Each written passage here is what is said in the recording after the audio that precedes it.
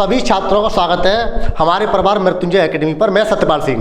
आज हम बात करेंगे न्यूटन के गति के नियम के बारे में। न्यूटन के गति के नियम के बारे में तो सबसे पहले हम बता दें कि न्यूटन साहब जो थे ना, न्यूटन साहब, अगर मैं न्यूटन साहब की बात करूं तो इनका जो जन्म है, जन्म बेटा यूके में हुआ था, यूनाइटेड किंगडम।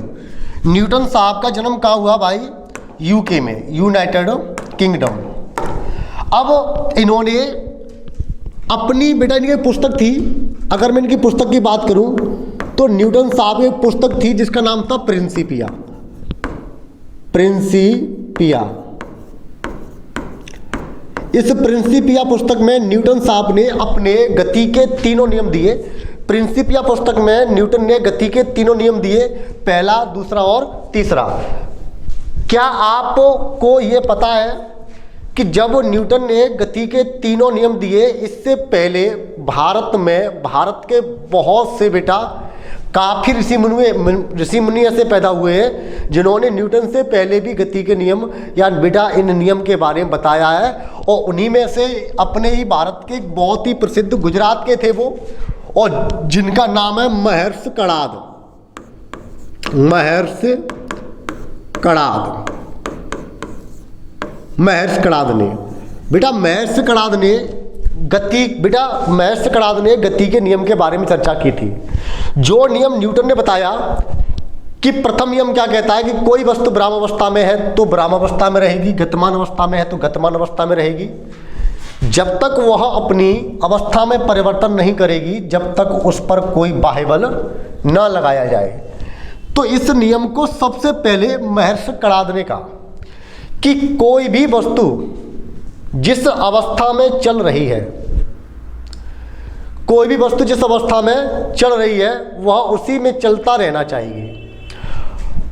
अगर कोई इस तरह रुकी हुई है तो वह रुके रहना चाहिए। वह वस्तु तब तक अपनी अवस्था में परिवर्तन नहीं करेगी जब तक उस पर कोई बाह्य बल न लगाया जाए। तो जब महर्षि कणाद जी थे यहाँ पर, तब इतनी सुविधाएं नहीं थी भारत में कि इनकी पुस्तक को या इनके नियमों को इतना हाईलाइट किया जाए। तो उसी नियम को बेटा कॉपी पेस्ट न्यूटन साहब ने किया और वो चर्चा में आ गई।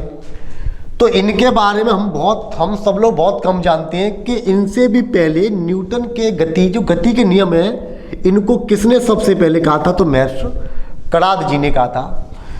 तो अब हम इनके बारे में चर्चा करेंगे, न्यूटन साहब के बारे में। क्या आप सबको पता है कि इनकी एक प्रसिद्ध पुस्तक थी जिसका नाम था प्रिंसिपिया, और यह पुस्तक 1686 में प्रकाशित की गई, 1686 में।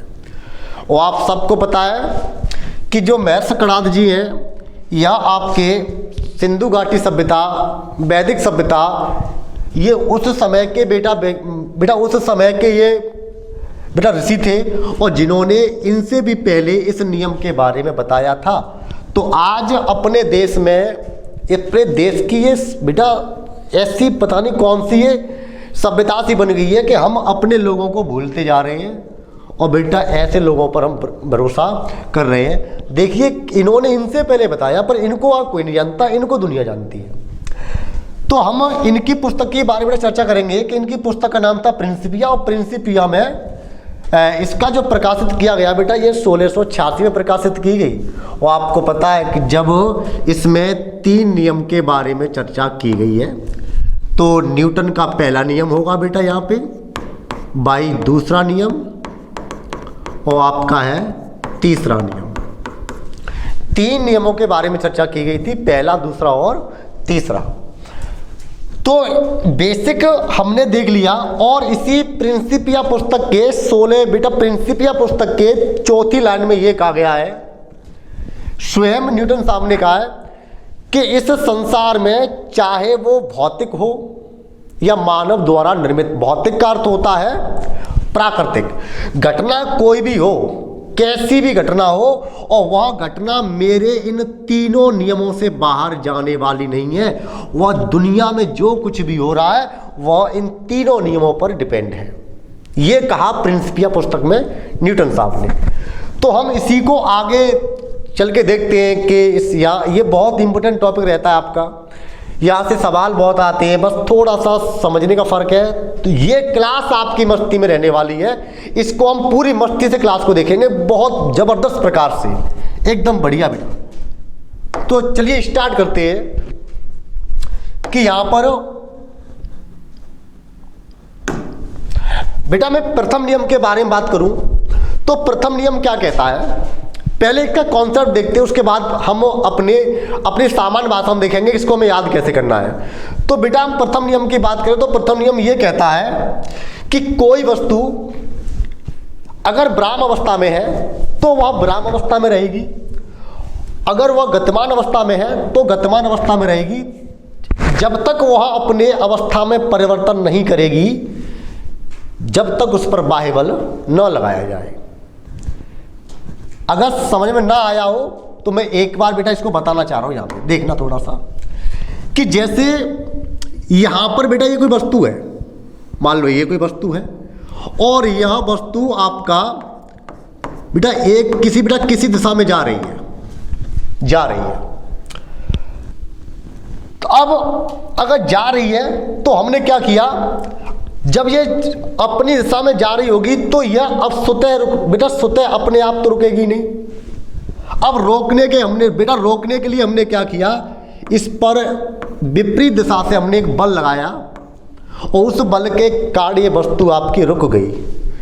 तो ये प्रथम नियम कहता है कि अगर कोई वस्तु ब्राह्म है तो वो चलेगी नहीं और चलती हुई है तो रुकेगी नहीं। अगर ब्राह्म वस्तु को चलाना है तो ताकत लगानी पड़ेगी और चलती हुई वस्तु को रोकना है तो ताकत लगानी पड़ेगी। यही है न्यूटन साहब का प्रथम नियम। इसके बारे में बेटा देखते हैं थोड़ा सा कि प्रथम नियम ये कहता है। तो प्रथम नियम से हमको प्राप्त होता है जड़त्व। बेटा क्या प्राप्त होता है? जड़त्व। बेटा ये दो प्रकार का होता है, एक होता है स्थिर और बेटा एक होता है गतिज। जड़त्व आपका दो प्रकार का होगा, एक बेटा आपका स्थिर बेटा, एक आपका होगा गतिज, मतलब रुका हुआ और गतिमान। ये दो प्रकार का जड़त्व आपको देखने को मिल जाएगा। न्यूटन साहब के प्रथम नियम से हमको किसकी प्राप्ति होती है? तो जड़त्व की प्राप्ति होती है। अगर मैं इस नियम के बेटा एग्जाम्पल की बात करूं तो जो आपको किताब में देखने को मिलेंगे उसको तो हम चर्चा यहां करेंगे, और इससे पहले चर्चा करने के बाद फिर हम अपने बेसिक बेसिक टॉपिक पर आ जाएंगे कि इस नियम को, इसके एग्जाम्पल और कैसे हो सकते हैं, किस प्रकार से ये एग्जाम्पल आपका या किस प्रकार से यह नियम आपका बेटा यहां पर प्रदर्शित किया जा सकता है। तो आप सबने देखा है कि अगर इसके एग्जाम्पल की बात करें तो पहला एग्जाम्पल ये होगा, चलती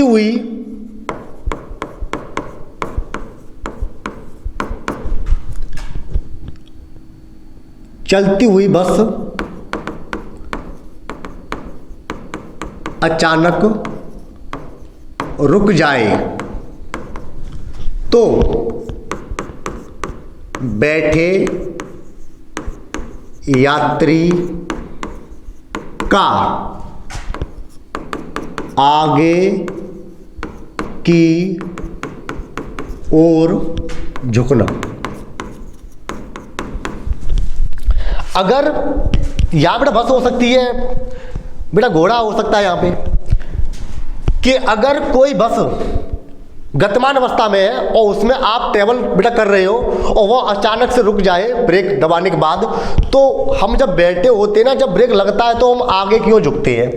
तो यह पहला नियम है, चाहे या बस हो। हम ये भी कह सकते हैं कि घोड़ा, बेटा दूसरा बेटा क्या बेटा यहां पर होगा आपका, कि घोड़े पर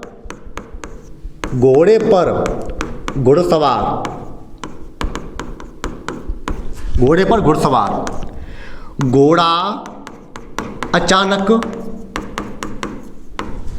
चलने पर बैठे व्यक्ति का पीछे की ओर झुकना।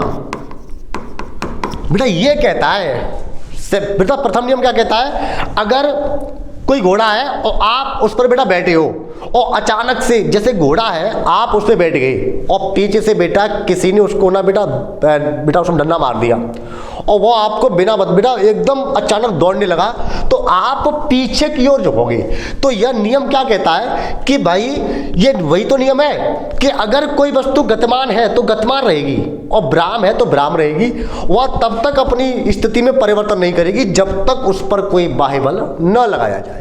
अब यहां पर क्या हुआ, यहां घोड़ा था बेटा, घोड़ा पर आप बैठे थे और किसी व्यक्ति ने क्या किया, उस घोड़े के बेटा पीछे बेटा एक बेटा डंडा सा मार दिया।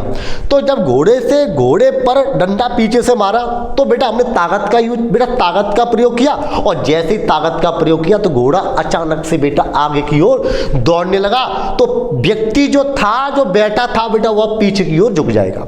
यहां पर भी ऐसा ही था कि जब बस चल रही थी और उसमें आप बेटा ट्रेवलिंग कर रहे थे और बस ने बेटा ड्राइवर ने क्या किया, अचानक से ब्रेक मार दिए। जब ब्रेक मारे तो जो ब्रेक मारना था वह आपका बाह्य बल था, जिसके कारण आपका आगे की ओर झुकना, यह आपका न्यूटन साहब का प्रथम नियम है। बेटा नेक्स्ट देखते हैं, नियम तीसरा क्या कहता है बेटा, एग्जाम्पल आपका तीसरा क्या कहता है। यहां पर हम तीसरे एग्जाम्पल की बात करें तो तीसरा कहता है गतिमान और भ्राम। बेटा तीसरा कहता है कि कंबल होगा, बहुत ही जबरदस्त बेटा है एग्जाम्पल तीसरा, कि कंबल को डंडे से हिलाने पर धूल के कण गिरना। अगर हम कंबल को डंडा से पीटे तो बेटा उसमें जो धूल के कण होंगे बेटा वो नीचे की ओर गिर जाते हैं। इसका मतलब क्या हुआ, कंबल भ्राम अवस्था में था। कंबल आपका कौन सी अवस्था में था, भ्राम अवस्था में। बट हमने डंडा से बेटा उसको पीटा तो हमने ताकत का यूज किया, दूसरी अतिरिक्त ताकत का यूज किया, तो वह आपकी जो दूसरी ताकत थी वह आपका बाह्य बल होगा और जिसके कारण उस पर जो धूल के कण थे वो नीचे की ओर गिर गए। यह आपका बेटा ये तीसरा एग्जाम्पल हुआ। अगर हम चौथे एग्जाम्पल की बात करें तो जैसे पेड़ है, बेटा पेड़ से पत्ते या फल का गिरना। पेड़ से पत्ते या फल का गिरना, मैं जो बताऊंगा बेटा उसको समझाऊंगा अभी। पेड़ से पत्ते या फिर फल का गिरना। अब ये कैसे होगा, प्रथम नियम आप सबको पता है कि जब पेड़ था ना जिस पर कोई फल है या कोई पत्ता लगा हुआ है बेटा, तो क्या होगा, हवा चलेगी, हवा, और उस हवा के कारण उस फल की स्थिति में बदलाव हुआ और वह टूट के नीचे की ओर गिर गया। जब टूट के गिरा बेटा तो उसकी अवस्था में परिवर्तन आपको देखने को मिला। यह आपका नेक्स्ट एग्जाम्पल हो जाएगा। अब इसके बाद देखते हैं हम अपनी भाषा में, इसको हम अपनी भाषा में कैसे बेटा डिफाइन करेंगे और अपनी भाषा में लोगों को कैसे समझाएंगे। अपनी भाषा में देखते हैं एकदम सिंपल वे में कि जब आपने देखा, जैसे आप ना बेटा एक मार्केट में गए, जैसे शॉपिंग करने आप गए मीना बाजार में। बेटा कहाँ पे आप गए, मीना बाजार में। अरे भाई ये वही मीना बाजार है जहाँ सब कुछ मिलता है। बेटा आप मीना बाजार में गए तो जैसे ही आप मीना बाजार में गए तो मीना बाजार के किसी दुकान पे एक सुंदर सी बेटा कन्या खड़ी, एक सुंदर सी कन्या, यहाँ पर बेटा ये आपकी कन्या है, वो खड़ी है और बात कर रही है। अब देखना यहाँ पर तीनों नियम काम करेंगे। इसको मैं एक बार फिर बता रहा हूं कि आप किसी मार्केट की बेटा गली में गए और दुकान के सामने कोई लड़की सुंदर सी खड़ी है, ये बेटा लड़की है तो सुंदर सी खड़ी है।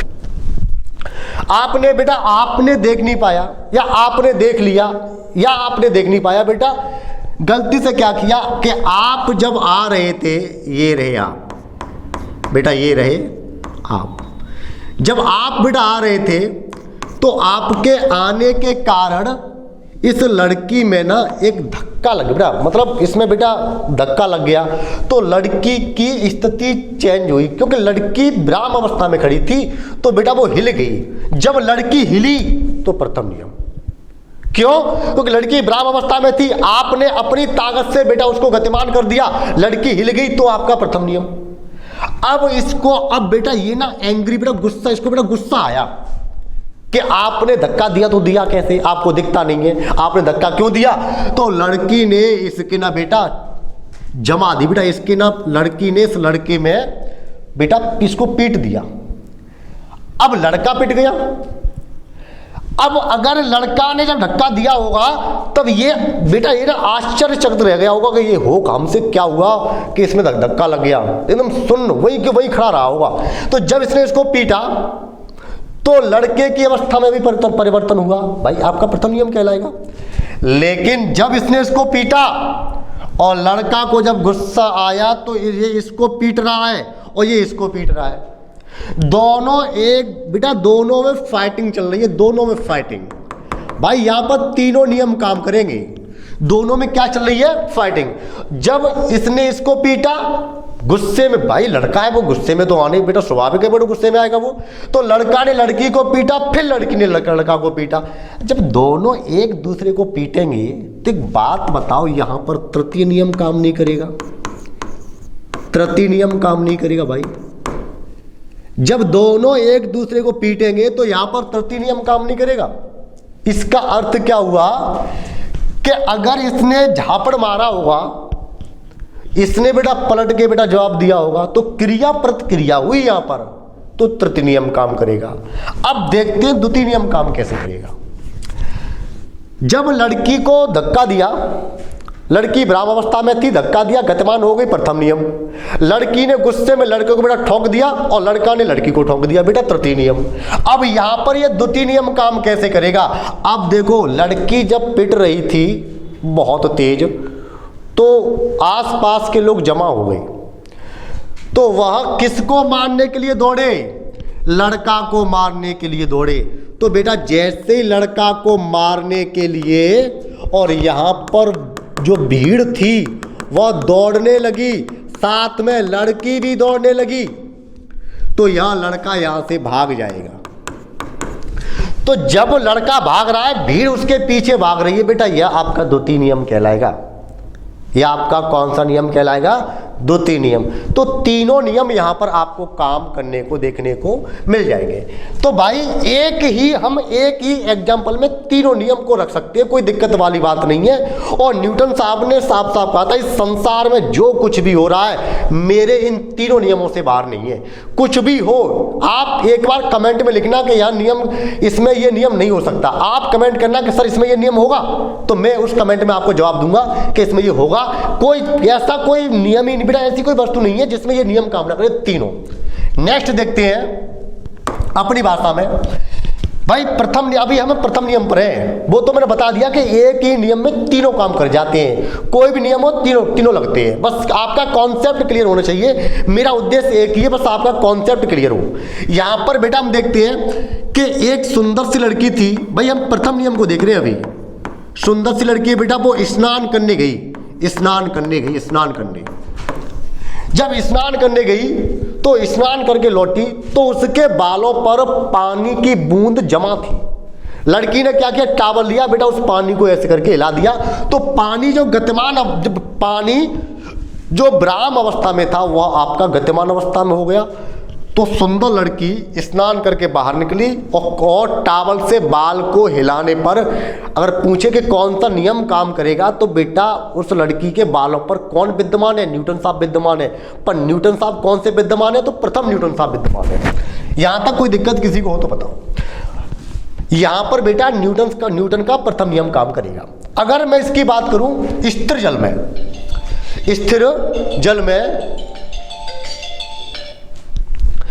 जल में बेटा कंकड़ मारने पर, स्थिर जल में कंकड़ मारने पर, और वह जल अपनी स्थिति में परिवर्तन कर लेता है, मतलब उसमें ना एक मोशन आ जाता है, तो वह भी आपका न्यूटन साहब का द्वितीय नियम बेटा प्रथम नियम होगा।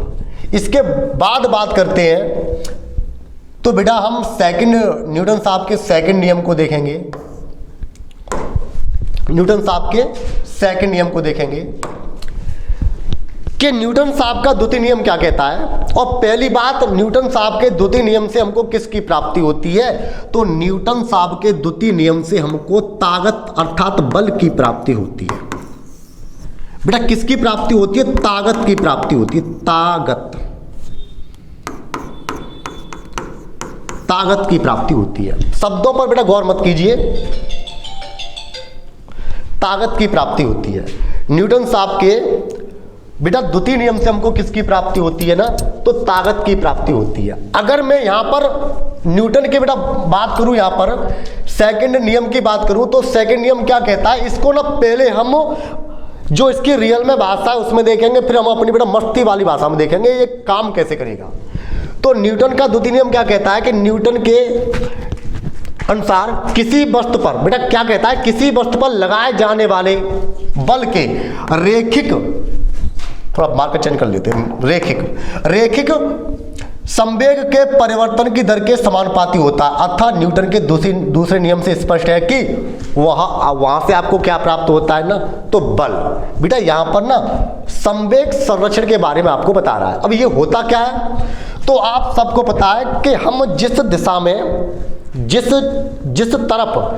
दिशा में हम किसी वस्तु को फेंकना चाह रहे हैं और वह वस्तु उसी दिशा में चली जाए, तो हम कह सकते हैं कि बेटा वहां पर न्यूटन साहब का द्वितीय नियम होगा।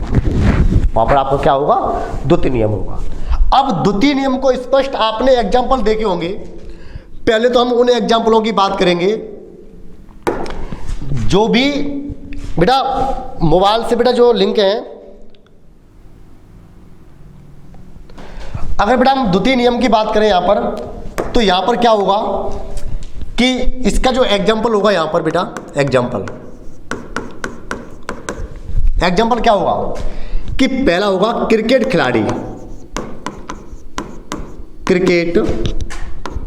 खिलाड़ी बॉल को कैच करते समय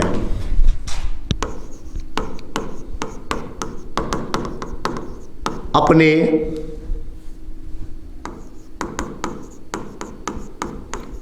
हाथ उसी दिशा में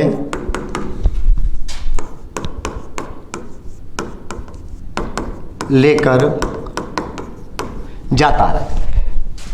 जैसे कोई बेटा क्रिकेट खिलाड़ी है, जब बॉल को कैच करता है ना, तो जिस बेटा जहां से बॉल आती है ना, वो अपने हाथ तो उसी दिशा में लेके जाता है। यानी जिस दिशा की तरफ कोई वस्तु आ रही है, हमें ताकत उसी दिशा में लगानी पड़ेगी। ये द्वितीय नियम कहता है, ये आपका द्वितीय नियम कहता है। जैसे अब इसको हम अपनी भाषा में देखें कि द्वितीय नियम को हम अपनी भाषा में कैसे देखेंगे, तो आपको पता है कि आप किसी चौराहे पर खड़े, बेटा ये कोई चौराहा है जहां पे आप खड़े थे, जहां पर आप खड़े थे, और यहां से कोई बस बेटा आई, बेटा यह कोई बस आई, तो मार्कर चेंज कर लें।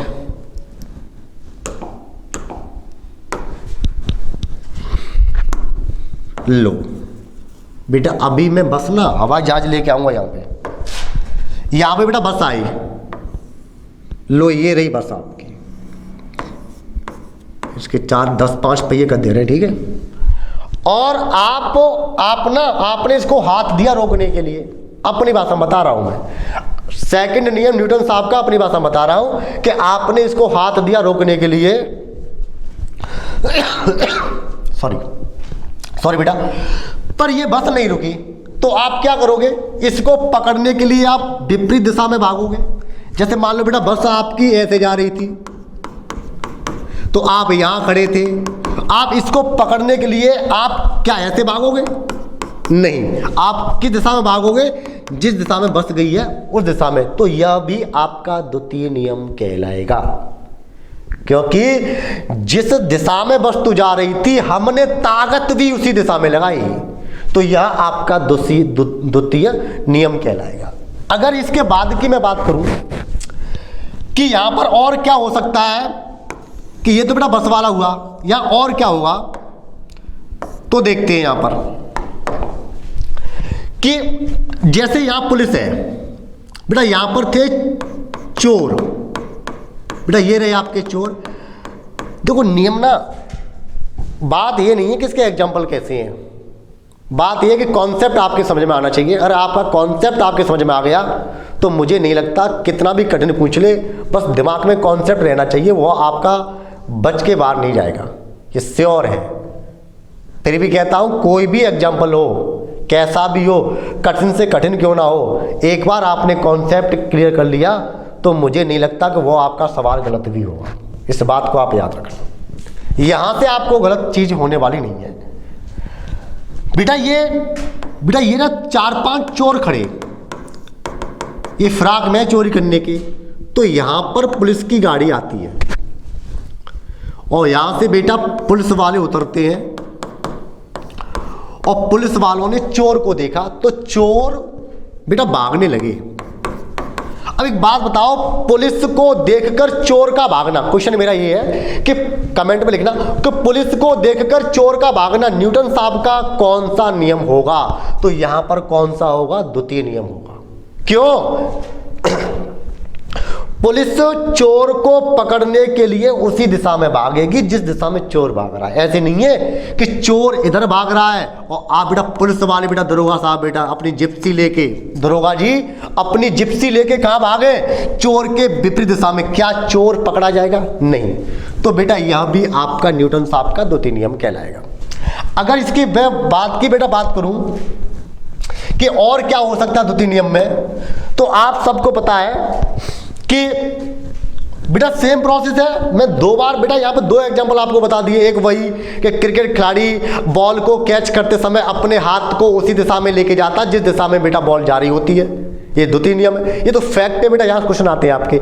ये तो मैं आपको जो समझा रहा हूँ, चोर है, पुलिस है, गाड़ी है बेटा, ट्रक है, हवाई जहाज है, एरोप्लेन, ये सब ना आपको कॉन्सेप्ट आपके दिमाग में पहुंच जाए, इसके लिए मैं आपको बता रहा हूँ। अगर बेटा तो ये आपका द्वितीय नियम हो गया। अब द्वितीय नियम हमें एक चीज से और प्राप्त होता, आपने देखा होगा, थोड़ा सा कॉन्सेप्ट पर गौर करना, पल्ले पड़ जावे तो, नहीं तो कमेंट में लिखना, अवश्य लिखना बेटा। और अगर आप हमारे परिवार से नहीं जुड़े हो मृत्युंजय बेटा, तो आप ना उसको एक बार बेटा उसमें जुड़ जाए, सब्सक्राइब कर ले बेटा चैनल को।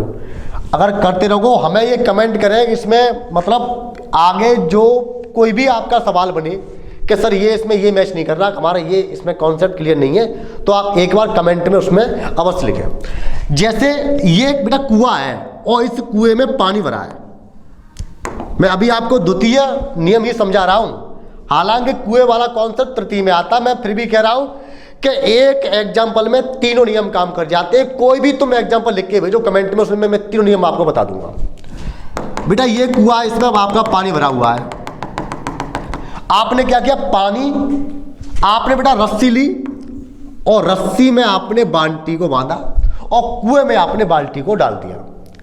अब आपने क्या किया, जब पानी भर गया बाल्टी में तो आपने बाल्टी को खींचना चाहा, तो आप ताकत कहां लगा रहे थे, अपनी तरफ, बट ये बाल्टी भी कहां आ रही थी, तुम्हारी तरफ। तो यहां आपका द्वितीय नियम काम करेगा।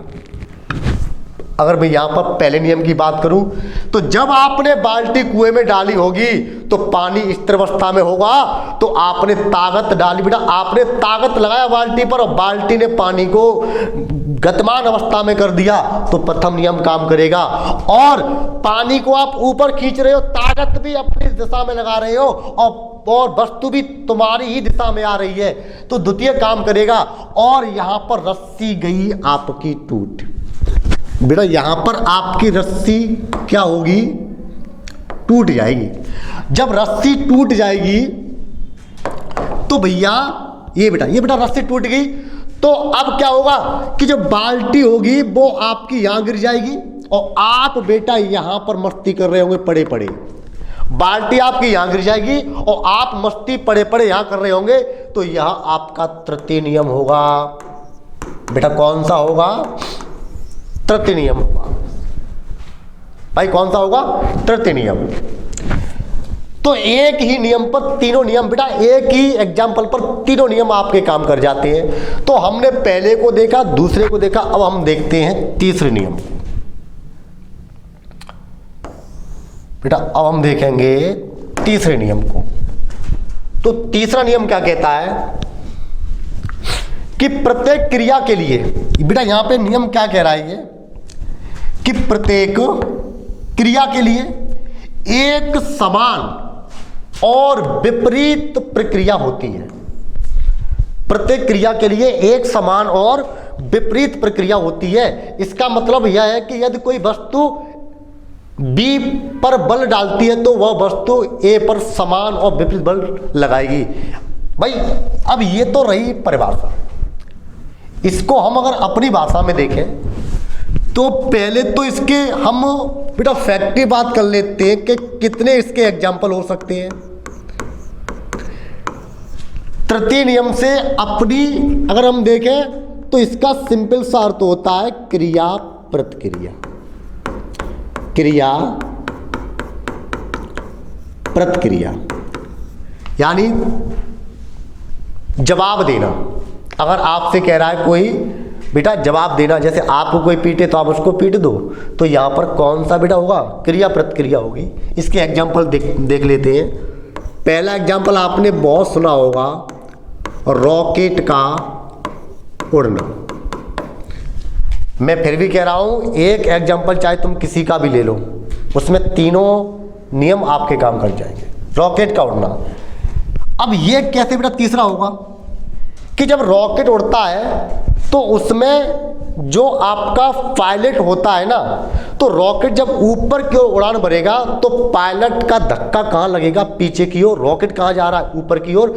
तो जो रॉकेट ऊपर जा रहा है तो रॉकेट ने की क्रिया, और जो पायलट था बेटा वो पीछे की ओर किसका, तो उसने की प्रतिक्रिया। तो यहां पर यह कौन सा नियम काम करेगा, तृतीय नियम काम करेगा। अगर मैं ये भी कह सकता हूं कि रॉकेट का उड़ना, तो रॉकेट बेटा रॉकेट ने की क्रिया, और तो रॉकेट से बेटा धुआं निकलना, तो बेटा धुआं ने की प्रतिक्रिया, क्योंकि धुआं पीछे को लौट रहा था। तब भी आपका कोई दिक्कत वाली बात नहीं है, यहीं पर काम करेगा। बेटा पहला हो गया। दूसरा, कुएं से बाल्टी खींचते समय रस्सी का टूट जाना, कौन सा नियम होगा, तृतीय नियम। कुएं से बाल्टी खींचते समय रस्सी का टूट जाना, बेटा ये भी आपका नियम तीसरा ही होने वाला है। इसके बाद की बात करें तो जब अब बेटा हम अपने भाषा में आएंगे कि हम इसको अपने प्रकार से अपने बेटा अपनी तरह कैसे समझें, कि जैसे